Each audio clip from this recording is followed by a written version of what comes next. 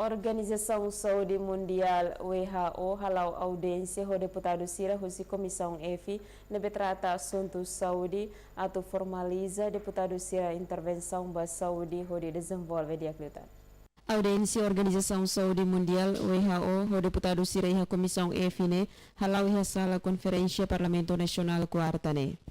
Ba jornalista Cira, Presidente Comissão F Parlamento Nacional, Maria Guru Mali Barreto hateten, audiência Comissão F ho WHO colhia com a atividade de saúde no desenvolvimento em Timor-Leste, a tubele formaliza deputado em Comissão F ba assunto saúde no desenvolvimento.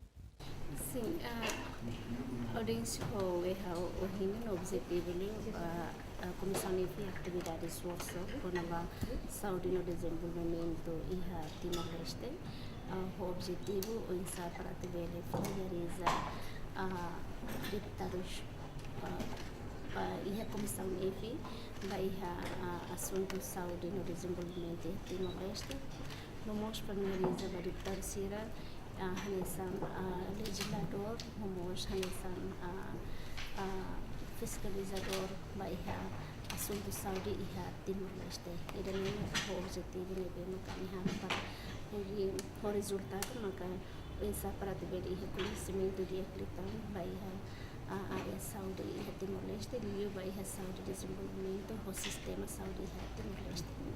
Niadehan iha kooperação na bema Comissão F ho Organização Saúde Mundial atau bela hareli ba tópico relevante saúde ho desenvolve saúde diakleutan e Comissão mos hetang apoio técnico atau bela for briefing ba deputado Cira iha Comissão F na betrata assunto saúde. Guilhermina Franco, Madalena Horta, STL News.